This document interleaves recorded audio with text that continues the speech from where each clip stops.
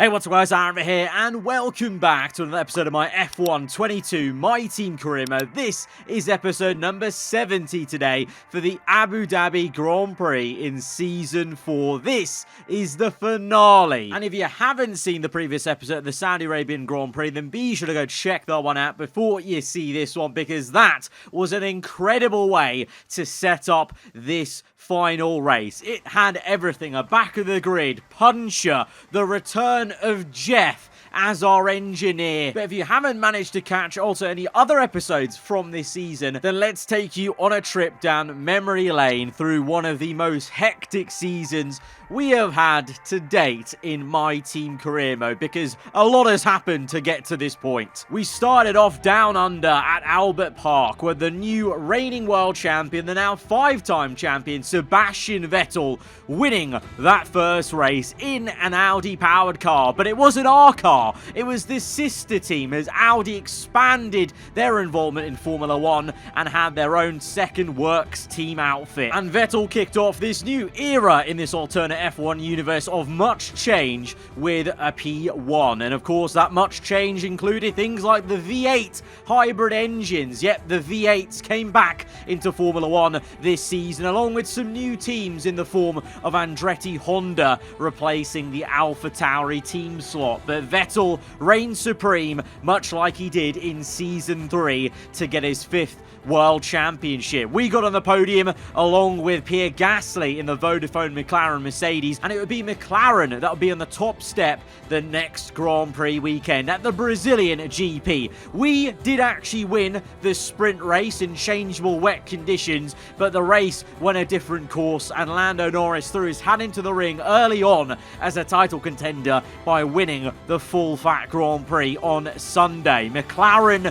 looking good with a very strong driver pairing of both Norris and Gasly. But of course, as they have been this entire series, Red Bull have been there, now fully partnered up with Honda in the sport. Red Bull Honda took their first win of the season with Yuki Tsunoda, their new driver for this year, not Alexander Albon, as Tsunoda looked to take a march on Albon early on in the year. But Albon's slow start to this season may have been a sign of things to come for the season he would have this year, as he struggled to be consistent throughout. The 4th race win went to the Silver Arrows, and it was their new man, Charles Leclerc. Having left the stable of the Scuderia Ferrari team, he was able to prove his doubters wrong on the switch and got his first Mercedes career win around Portimao on our return to the Portuguese Grand Prix. In this point in the season, our season was going pretty well. We're quite consistent at getting a sprint win, of course, and we had upgrades to bring to the car early on, because we didn't have a bankruptcy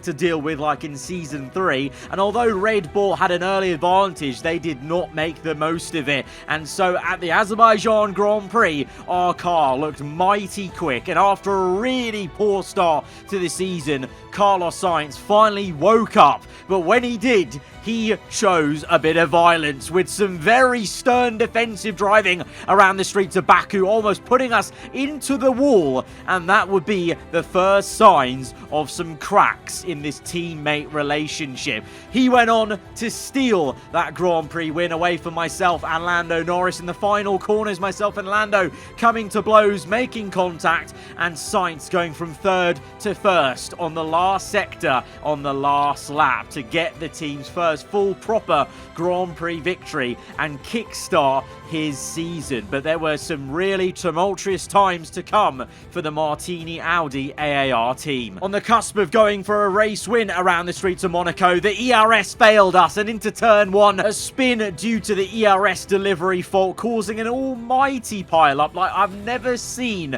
on the F1 game around Monaco into turn 1. Just constant crashes from so many drivers, and in the end, Albon was able to secure his first win of the season. And at this point in the season, a pattern was emerging. It looked like Lando Norris of McLaren, Albon of Red Bull, and myself may be locked in to a battle for the Drivers' Championship. But I spoke about some rocky times to come for myself and my teammate Carlos Sainz. I really thought it was going to be a fantastic driver pairing, pushing each other to the limit. Instead, Carlos Sainz pushed himself into my rear wing, giving me critical damage on the sprint race on Saturday, and on Sunday's Grand Prix would continue on to annoy us as he blocked us during our fight versus the leaders of the two McLarens and the Haas of Drogovic. But it was McLaren's day that day, with Pierre Gasly getting the top step. At Silverstone, our home race, Carlos Sainz barreled into us into the final few corners, taking off a bit of our front wing on the opening lap, and would go on to then win that very race, which added insult to injury, and that would be the final nail in the coffin for me. Seeing no way that he could be teammates in this Audi team, we made a driver swap using our pool of Audi drivers with our sister team, and it would see Sebastian Vettel, our old teammate, the reigning champion, return to the team that secured him his 5th World Championship, with Sainz going the other way. Agreement that benefited everyone, myself, Carlos Sainz, and even Sebastian Vettel, who grew frustrated with the Audi Works team not developing quick enough as they had slumped down lower in the R&D chart. But speaking of frustrations, there was no one more frustrated than me at this point of the season, and more pain was to come, as in that Austrian Grand Prix, we suffered a first of multiple engine failures. 3 in a row, to be exact, from Austria to Silverstone in front of our home crowd as I chased down Sainz, having taken out my front wing. We were this close to victory in both races, and it was snatched away from us. And even on Vettel's return, there was misery for me and the team as I suffered an early engine failure on lap 4. 3 failures in a row. I think the first time I've ever experienced that in any F1 career mode on any game. But there was some positives around that race at Spa, because Felipe Drugovich was able to get his first victory in Formula 1 as Repsol Haas shocked this entire paddock and series by upgrading so quickly, coming out of nowhere from one of the bottom teams to being the best team on this grid, with their new title sponsor investment clearly finally working a season later than when it first came in season 3. Monza, though, it was my time for revenge. Having got 3 failures in a row, I bounced back to get onto the top step of the podium and just show how truly great this car was. During those failures, our car was arguably the best car on the grid, apart from maybe Haas at the Belgium Grand Prix then, but it still had massive engine power speed with a maxed out Audi engine in the back of it, and this proved it. A dominant race around Monza despite having a grid penalty. And with Alexander Albon having his own engine failure in that race and Lando Norris getting held up in traffic, it meant that we were fully back in the swing of the championship fight versus the 2 drivers. But the landscape of this grid was changing, with Repsol Haas emerging as one of the top teams, and more pain was to come for me. Yes, a 4th engine failure of the season would come to us at the 2nd Italian Grand Prix of the season. Around Imola, the engine went up in smokes in a wet and wild Imola GP. One, again, where we were showing great pace, but unfortunately it was not meant to be. And like I said, the landscape was indeed changing, because Drugovich was able to get his 2nd win of the season, the 2nd in 3 races, really proving that Repsol Haas were really here, and they were here to stay for the remainder of season 4. Lando Norris and Sebastian Vettel picking up podiums there as they both also closed in, and the championship standings were flip-flopping every single race. Sebastian Vettel proved to be the lion in Singapore and came through to get his 2nd victory of this season in 2 different teams, of course, the Audi Sport and Martini Audi team. And him and Drugovich, 1st and 2nd, was really a sign of the energy and momentum these two drivers had. Far out from the championship fight, they were trying to force their way in as myself, Lando Norris and Alexander Albon lost points and ground to each other with the infighting. It would be Robert Schwartzman's time to shine though at the Canadian Grand Prix in wet conditions. He finally got one over his teammate. Having been the better qualifier of the two, he was able to get Haas's third win of this incredible breakout season. But through some consistency of my own, with 2 third places at Singapore and Montreal, we actually took the lead of the championship by 6 points ahead of Lando Norris going into the Mexican Grand Prix. But Lando Norris would have other ideas for us around Mexico. A kamikaze dive into turn 1 and a whack at the rear end, seeing us get rear wing damage early on lap 1 in that race. But that would not be the end of our misery that day in Mexico, as we suffered our 5th engine failure of the season. On lap 14, having recovered well back into the points, it was once again time to take that depressing walk to the back of the garage. Drugovich would win another race in Formula 1, adding to his fresh tally of wins this season, and we went from 1st place in the championship to 5th place in the championship in an instant. The top 5 though all covered by 6 points. So it was game on around Saudi Arabia. From the back of the grid, due to engine penalties, we had a fight on our hand, and Lady Luck just wasn't on our side at all in this race either, as we got a lap 2 puncher off some debris from a fight we weren't even in. Down the pit lane we went on 3 wheels. Our rivals of Vettel, Drugovich in the top 3, Lando Norris and Albon struggling a bit more though in P9 and 10. We would fight back like an absolute animal to get P2 in that race. That would see our old teammate Carlos Sainz pick up another win of the season in the sister Audi team, making it an all Audi podium, showing the true different dynamic change in the landscape of Formula 1. Red Bull started off with such a quick car but didn't make the most of it. McLaren was strong all season, but ultimately some infighting and McLaren civil war has taken Lando Norris out of this championship fight, and so by the end of it, on this final race, we are left with this fight. Myself and Sebastian Vettel as teammates are 1 point apart, and he could be going for his 6th World Championship, my first Drivers' Championship still, as we wait the coveted P1 in the title race on this game. And Felipe Drugovich a couple of points back, but still has a chance if he was able to pull off a miracle with a win, and myself and Vettel down to lower position. So that's how we got here then. 16 rounds later, it's been an absolute whirlwind of a season. It truly has. I don't think I've had a season where so many different things were happening all at once,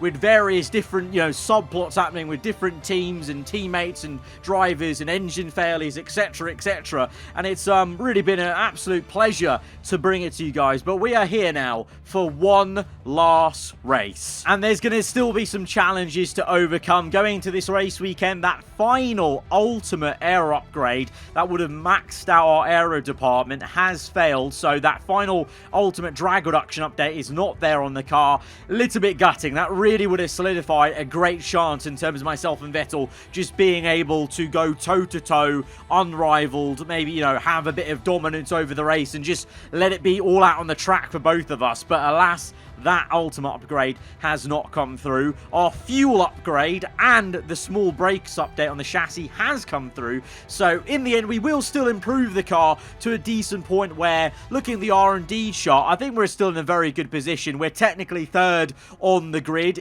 on paper, but you can see now we've all converged so much that we're just all on top of each other. So I think it's going to be quite a close one, and that might just make things very nerve-wracking because we have kind of 2 outsider drivers who might be in the mixer for the top positions of Sainz and Bottas in the Audi Sport team. Then you've obviously got Drugovich, but his teammate Schwartzman will be there. Myself and Vettel, of course, even though Lando Norris and Albon are out of it, kind of, realistically, mathematically, they do still have an outside chance, so they've got to try and just give it their all, basically. And so McLaren and Red Bull will be there, but the three of us, ourselves, Haas and the sister Audi team, have got just a slight advantage over them 2 teams, and Mercedes Prix, of course, the silver arrows will play a part because they were so strong around Jeddah. So there's a lot of different other variables in play. It won't just be myself versus Vettel. We've got so many other drivers fighting for those top 10 spots, and that's especially important on the Saturday as we enter qualifying, because there will be maybe some upsets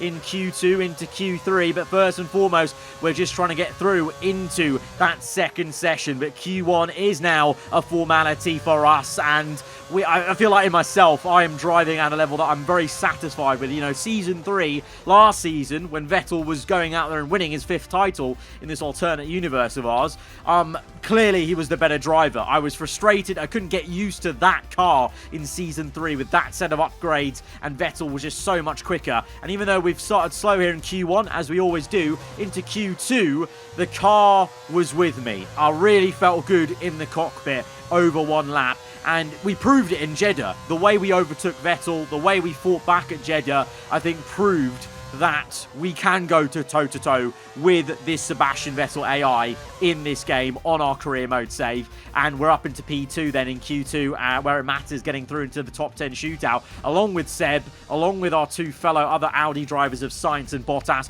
1 Red Bull of Albon gets through, so no disappointing for him, and Russell as well, as Leclerc is the only Mercedes that makes it through. Both Haas and McLaren cars are in there, and the McLarens look bloody quick, so Lando may not be going down without a fight here around Yas Marina. I mean, overall, through the course of the season, I gotta say, I reckon Lando actually has been the quickest driver overall. He's just always been there. It's unfortunate that in the last couple of races, for his sake, he's been caught up in incidents. Gasly's also heated up at the wrong time and taken away some positions and points from him.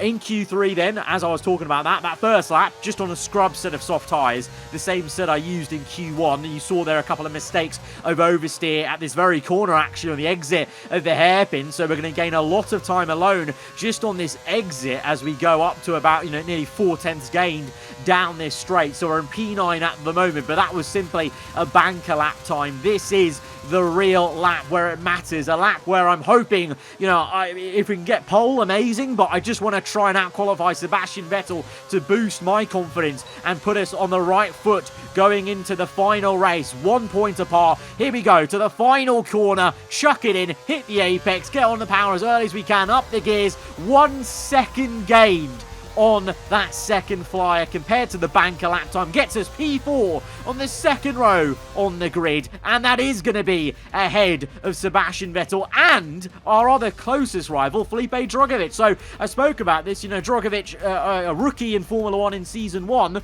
and he's not used to being up here. He's got some race wins this season, yeah, but maybe he's finding the pressure of being in a title fight too much, because in these last 2-3 races, he has fallen away a bit, and Schwartzman, the man, his teammate, not in a title fight, has looked so much quicker and more comfortable fighting the top spot. So maybe that focus is just going away a little bit from Drogovich's AI, and for Schwartzman, it's up there. But it's quite funny and weird to see the 2 Audi sport cars locking out the front row. They started off this season with a race win with Sebastian Vettel. They fell off a cliff in terms of development, and then they've clawed their way back, showing what a works team can do. They've out-upgraded us, the partnership team with AAR. The works team, no surprise, they've upgraded us as a works team would usually, and they finish off this season very strong with the front row lockout. The Flying Finn on pole position, Sainz in second. If those 2 are 1 and 2 for a lot of the race, Schwartzman's there looking pretty quick. The fight with myself and Vettel could go down to a couple of points, with obviously lower points being awarded in these lower positions in the top 10. So it could be a very fine margin that we end Sunday's Grand Prix with. So speaking of, that is it. We've out-qualified Vettel. Very happy about that. Out-qualified Drugovich, Lando Norris, at all our rivals. We've out-qualified them at the right time in the final Q3 of the season. So now it is time to go to the grid for one final time in Season 4. It's time then for one final race in this year's Formula 1 World Championship. 2010 saw 4 drivers in contention for the title coming into this race, with Sebastian Vettel prevailing to become the youngest world champion to date. Is there one last sting in the tail awaiting us today? Well, it's time to find out. here at the Abu Dhabi Grand Prix. The Yas Marina circuit is made up of 3.28 miles of track, featuring 16 corners with 2 very long straights.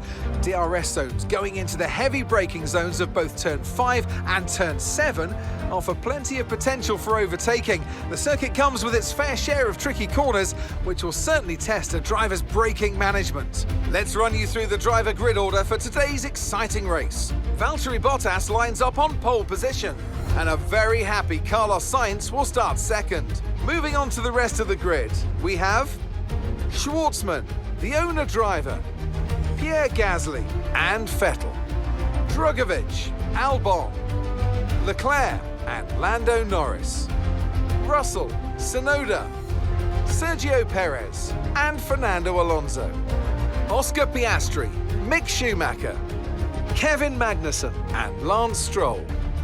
Verstappen, they'll be starting further back after an earlier grid penalty. Liam Lawson, Ocon and Théo Pourchaire. Which of these talented drivers will come out on top today? Anthony Davidson joins me once again in the commentary box, and it's fantastic to have you with us here, but I'm curious, as a man with experience out on the track, how do you stop those pre-race nerves from becoming overwhelming when you're lining up on the grid? Well, I imagine they'll be starting to feel the adrenaline as they anticipate the rundown into turn 1, a bit like preparing to go into battle. The unknown situation will bring nerves, but that's a good thing. It will keep them focused on the moment and on their surroundings as we build towards the start of the Grand Prix. We're still in with a shot at the driver's title. It's down to this. Now go out there and come back a champion. Motivating and galvanising words from Jeff there. Oh, it's good to have him back in the car here, I must say, for these last 2 races of this season. You know, yes, we got a puncher in Jeddah on the second lap, but ultimately that partnership worked well. We fought back through. He kept my head in the game, and we fought back through for that second place. And it's good to have him alongside us for this final race of this season. You know, myself and Jeff on F1 2021 and 2020, plenty of Drivers' Championships. On this game, we're yet to win a Drivers' Championship, and that was all with the partnership of Mark. So maybe Jeff can bring us that last bit of luck here in this final race to get it over the line. We trail Sebastian Vettel by 1 point. That is it, 1 point. Surely this is our time. This is our time to make our mark on this game. It's going to be a pretty simple strategy out there on circuit for all drivers, mediums to the hards. A simple one-stop, and means it's going to be all about what we do on track. No funny business with this strategy, unless a safety car comes into play, of course. But hopefully it won't, and won't affect this championship and final race. This is it. And it looks like one of the Williams cars got so excited by the prospects of this title fight today that he might be watching on the big screens from the back of the grid that he spun it on the formation lap, forming his grid slot. And we're waiting for an absolute age. I've not waited this long ever to start our race. The tyres are going to start getting cold at this point, surely. We're still not going. What is going on? FIA, are we not going to get this race going? The tyres are going to be stone cold by the time we start this race. What? What? 3 drivers have been disqualified. A 4th, a 5th. Sebastian Vettel's been disqualified, apparently. Many other drivers disqualified. I have no idea what's about to happen here as we go to 5 red lights for the final race of Season 4. Lights out, and away we go. It's such a slow getaway because the tyres are brick cold. Sebastian Vettel's got us into turn 1. Bottas goes over the curb. Oh, we've been hit a little bit on the rear end, and all of a sudden we're down to P10. Russell cuts across us on the soft compound tyre. One of the, I think, only 2 or 3 drivers starting on softs today. And in a flash, we've gone from P4 to P10. What were the FI thinking? Why did we take so long to get off the 5 red lights? And what went on with those messages about people getting disqualified? We checked for vehicle condition. No damage has been done to the rear end as we hopped the curb, and clearly someone made contact with us. And now we're trying to dive down the inside to get 2 positions back on Albon and Russell giving it a good old fight, and we're going to make contact with his front left and go off circuit across the rumble strip. It's been a really horrendous first lap, a really messy one as finales go. It's going to be 3 wide as Albon is giving it his all down the inside. He's still mathematically in the championship fight, as is Lando Norris. Leclerc loses the back end on the exit. It's all kicking off, and all these struggles and mistakes from various drivers, I think it's because of the tyre temperatures. I don't know what was the whole situation with the start of that race, but it's meant that all of us are trying to find heat in these tyres, and it means that Sebastian Vettel is ahead of me in P6. We've thankfully got back up to P7 at least, but Carlos Sainz leads the way ahead of Schwartzman, Bottas in third, who lost P1 then from his pole position, and this is why. So a replay now of that opening lap down the back straight. Sainz here looking to steal away the P1. Schwartzman's in the background ready to jump, and I think Sainz just gets a great exit. Bottas not so much, and so the Spaniard leads the Abu Dhabi Grand Prix at this stage, and then in through to the next long left hand of that new section around Yas Marina on the F1 game. Schwartzman, is he going to go the long way around? Yes, he is. What an impressive overtake from the youngster up into P2. Drugovich there ahead of Sebastian Vettel, and there was our overtake on Leclerc. But what did I talk about? Schwartzman having all the confidence in the world versus Drugovich, who might be feeling the pressure of being in a title fight. So Sainz leads the way. Schwartzman second now on lap 3. Bottas third. Gasly close behind. It's the wrong McLaren really for the title fight being up there. Drugovich, Vettel and myself in P7. We're right on the back of Sebastian Vettel. So here we go, looking to re-overtake him after losing this position on the opening lap. We go toe-to-toe with our teammate and championship rival. Remember, 1 point is in it, so even this overtake could be crucial, and that's why Sebastian Vettel is not going to give it up without a fight. He's all over the curb but manages to still keep it neck and neck through the next section under the hotel bridge. We get pushed wide a little bit. We saw that from Vettel at Jeddah. He's not afraid to get a bit aggressive at crunch time, of course, because of course we've had so much respect for one another as teammates in this partnership, but now you know, there's no constructors to fight for, so it's fair game and you got to do what you got to do. But Vettel, for all he fought, we get back ahead up into P6, and now we try and use that clean air to maybe chase after Felipe Drugovich, but Vettel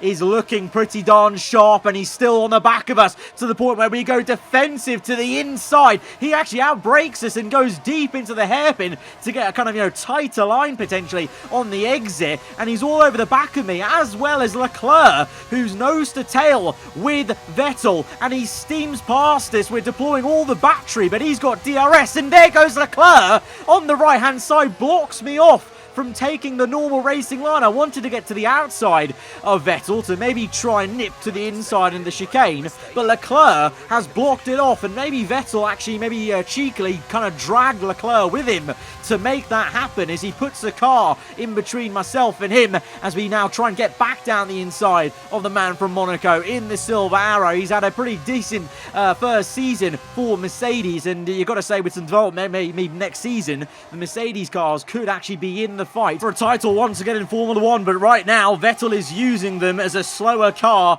to slow me up, but we're not having any of it. We get through it and we're back to P7. Meanwhile, Schwartzman in P2, he's looking a bit far away from Carlos Sainz there, and maybe Bottas will be looking to make an overtake very soon, and soon indeed, as we cut on to the end of the back straight. Lap 5, Bottas on the outside will go to the inside for the next corner, and the AI are loving that pass, going on the outside actually instead of going for the conventional inside pass to set up the move for this straight effectively to go through on the right hand side and get to the racing line. Schwartzman coming back at him though. Bottas, Gasly's getting in the mixer a little bit, and Schwartzman is going to maybe lose 2 positions. Can the McLaren go right around the outside? Yes, he can. Gasly driving the wheels off that McLaren in this last part of the season, and Schwartzman is down to P3, but maybe not. Oh, he comes back at him. What a fight this is turning into. P2, for P3 and 4, and behind Drugovic is getting caught up in it. They're still neck and neck through the final 2 corners, and this is all slowing all 3 of them cars up to the point where, look at that in the background, myself and Vettel, we're pretty much completely gaining on them because Schwartzman goes for another dive bomb on the inside and slows up Gasly even more, and all of a sudden Vettel and myself are actually on the back of this and part of this train forming, spearheaded by Pierre Gasly. You know, they all lost about 2.5 seconds to Bottas there, who's now in a comfortable P2, and it's looking like a pretty lovely 1-2 for the Audi Sport Works team. But yeah, this train's formed, and we're all here now from P3 down to P7, and Schwartzman really wants that P3 back for the McLaren powers pass. Will Drugovic maybe follow him through? And meanwhile for us in our POV, we're closing right up to the back end of Sebastian Vettel, and may have a good run at him with DRS available to us on this next straight. But all of us are on a DRS train, so who's going to have the overspeed? We're using a lot of battery to try and push ahead and just get round the outside. We got a bit wide, but that will go for a nice line through the exit of that left-hander, and we get ahead of Vettel once again. That wider line seems to really work for me on the exit, because initially you do lose out because it seems like you're going too wide, but then you get that cut in to get on the power a bit earlier rather than the inside tighter line, and it's worked wonders for us a couple of times already in this race. And now we're behind our other championship rival, Felipe Drugovic. Of course, he needs to gain quite a few more points than both myself and Sebastian Vettel to win a championship. It would be insanity if he was to somehow pull that off, of course, because he's only just started winning Formula 1 races this season with the breakout performance that has been Repsol Haas in this second half of this season. I mean, I don't think anyone, I didn't have this pegged at all about us fighting 2 Haas cars in the top 5 of the final race, and one of them being in the title fight. But here we go, and we're on the back of Drugovic with DRS open, but Vettel is a lot closer to me. The Haas cars have some electric acceleration. It leaves me open for Vettel to dive down the inside to try and re-overtake us. We're too slow for Haas right now off that corner to really pull in the slipstream, and it leaves us vulnerable to Vettel in the same way I did to him. He's able to power through with both of us with DRS, but maybe some battery power to aid, and he's on the inside now, and now Leclerc has come through again. It's 3 wide, and Vettel slows us up halfway through the corner, and like he did already, maybe trying to put Leclerc in between myself and him. It's not worked though this time as we remain in P7, but that got a bit frosty there as Vettel let off the throttle clearly mid-corner. He also clipped one of the bollard boards on the inside there, so Vettel leaving it all out on the circuit today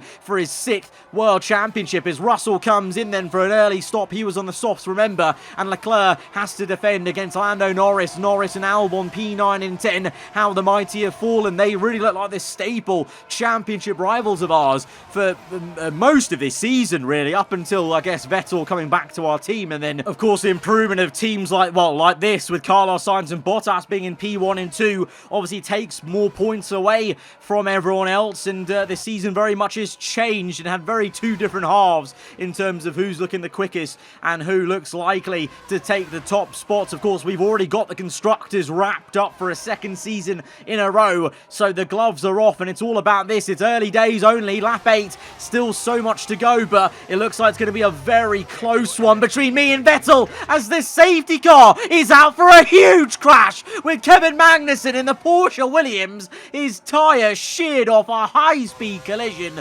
and impact with the wall. No surprise why the safety car is out there. I think that was contact with one of the Andretti cars of Fernando Alonso, and so a safety car maybe is going to affect this race in a slightly different way, because we're all going to get a free pit stop now under this one, and there's going to be a lot of double stacks here. Sainz and Bottas, Drugovic and Schwartzman, myself and Vettel, even Gasly and Norris will get held up in some double stacks. And so what is going to happen with all these? Because sometimes there is some blocking and there is some horrendous horrendous blocking for 2-3 cars, and all of a sudden, Pierre Gasly is the one that leads the train under the safety car.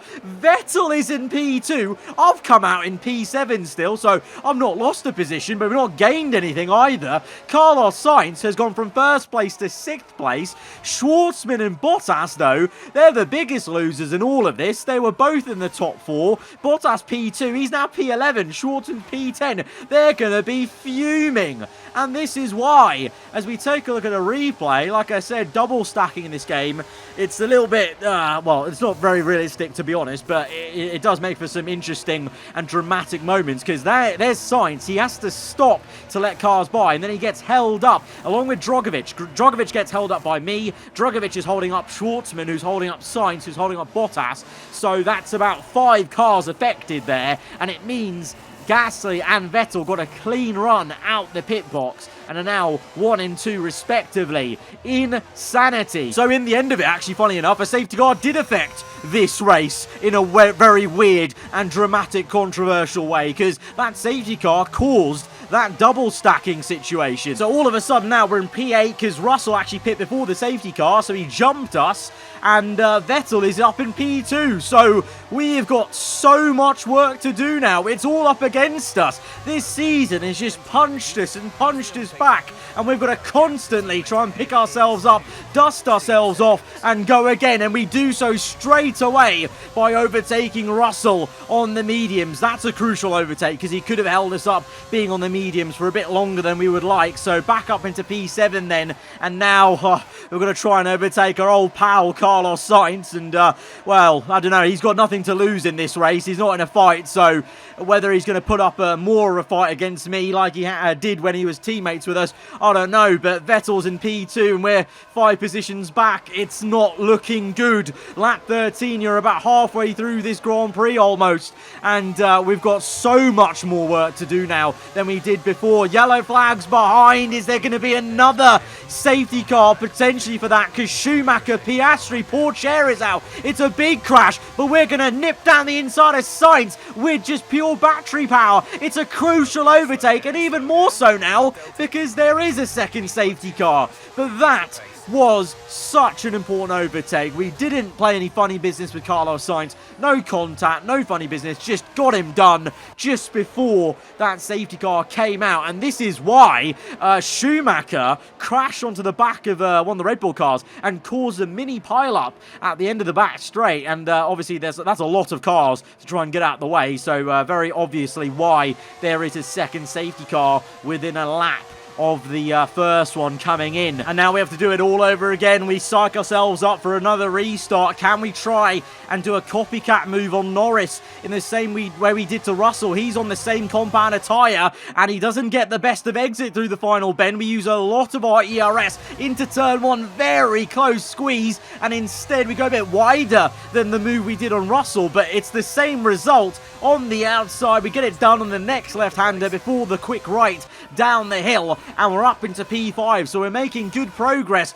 such as the determination to fight back through. You know, we've had so much adversity in this season, it's nothing new for us, and so it's just powering me and motivating me to get these moves done as quick as possible. Gasly still leads this race then from Sebastian Vettel, Leclerc 3rd, Drogovic in P4, and there's a lot of moves going on behind me. It's Sainz versus Norris, Albon versus Bottas, the 2 Audi sport cars. It seems like their car doesn't work so well in traffic because all these cars are actually having a go at them. They were dominating the first part of this race, or maybe they just don't like the hard compounder tyre, but Norris is giving it a good old go on his old pal from McLaren days. It's Carl Lando, and Sainz is the one ahead of Lando Norris in P6, and Bottas has got the move and finished off Alex Albon. He's in P9, so Albon down to P10, capping off a disappointing all all-round season for Red Bull. What could have been for them if they made the most of their car at the start of the season, eh? But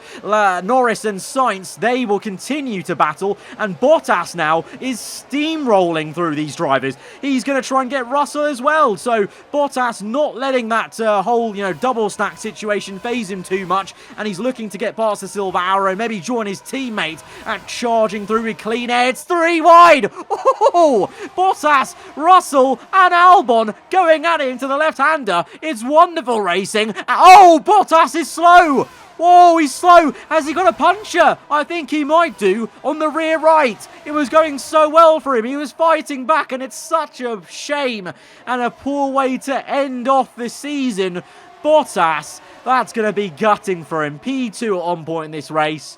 With the safety car and the double stack not happening, well, could have been a chance for P1. Instead, he's going to be way down the order with that puncher. It was his debris last race, though, technically, that gave us the puncher in Jeddah, so I'm not going to be pouring out too much of a sad one for him, to be honest, and instead I'm focusing on the fight at hand, because now we're on the back of Felipe Drugovich. We use Sainz's fighting with Lando to push away. They're so far away from us now, 4.5, so this is the top 5 fight then, and I've got the grip between my teeth to try and get up there to where Sebastian Vettel is, but we're just not quick enough right now in a straight line to get Drugovich on this lap, but we're going to try and, work our way through that, maybe save a bit of battery underneath his rear wing, save a bit of tyre maybe as well, and just stick with him with DRS, and then be able to set a move up maybe on the next lap. Meanwhile, the fighting continues behind us as Lando Norris is once again having a go at Carlos Sainz, and now Albon has got into the fight, so these two may not really have a chance of winning the Drivers' Championship anymore, but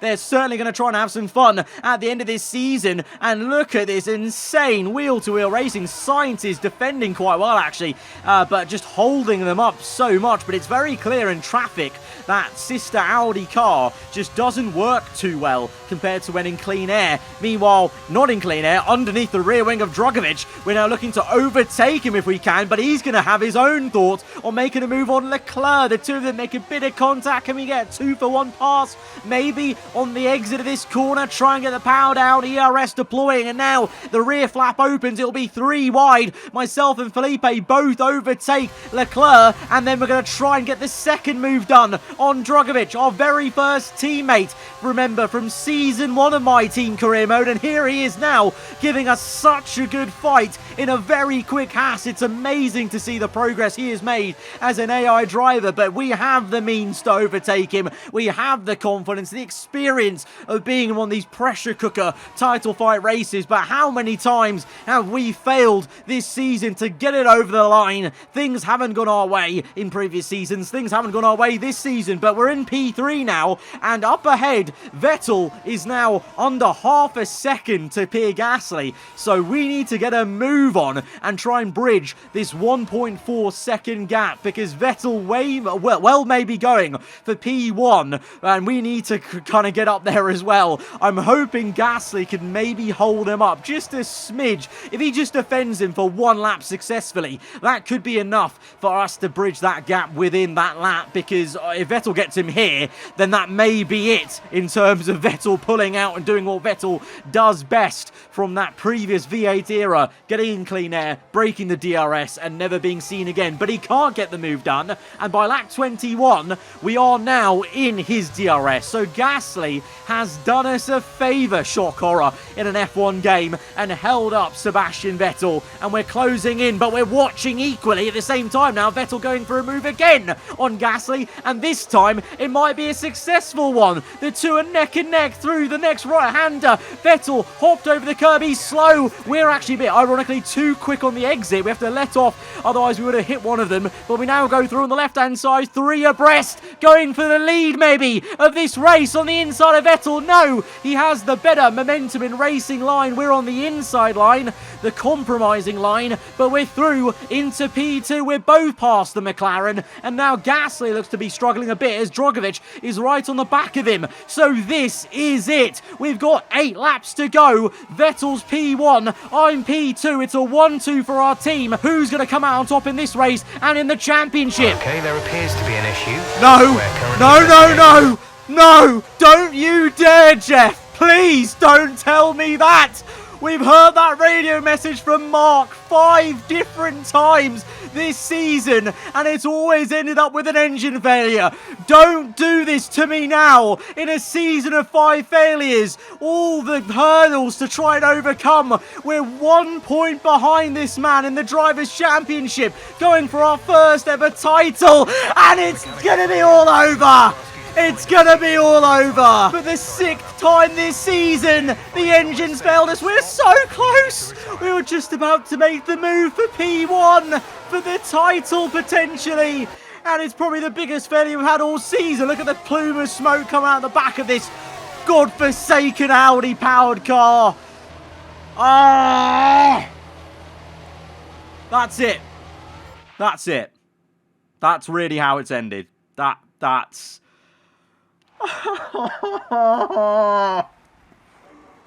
Oh! Championship's over, boys. That's it. And with that, another year of Formula One draws to a close and a new World Drivers' Champion is declared. Another entry added to that prestigious list of the sport's most incredible drivers. It's been a roller coaster season, but they can go into the winter with their heads held high after an emphatic victory here today. Well, Anthony Davidson, a resounding victory today, but what set them apart from the rest? Sebastian Vettel is a 6-time F1 World Champion. Back-to-back World Championships for the Weltmeister. But this one I just can't accept. I can't take this. I just can't. It's just painful. This is pain. Last season, fair play. Fair play. This season, this was meant to be our season. This was meant to be it. 6 failures out of 16 rounds. Are you kidding me? Are you actually kidding me? This is not a mod. The game has mechanical failures built into the game.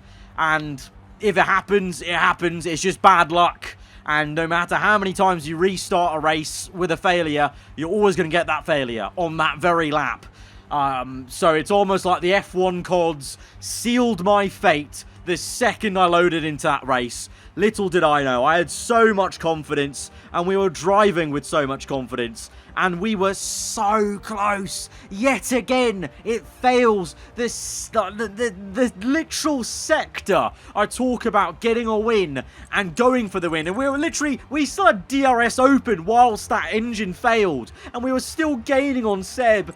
And it just couldn't go any longer. 8 more laps. We had fresh components. All components were fresh for this race off the back of Jeddah. And we still got another failure. The engine gremlins in this Audi engine of ours on our side of the garage have been astronomical. I mean, it's a great day if you're a Sebastian Vettel fan. Even I'm a Seb fan, so it's you know, he's in this alternate F1 universe of ours. He's rewritten history. 6 world titles now. We still got the constructors, so we've done the back-to-back as a team, but this one is an absolute gut punch. Absolute gut punch. And I think I'm going to need a bit of a break from this series for a hot minute. So we will be back with Season 5 of F1 22 My Team Career Mode in the new year. We'll be back after a little break.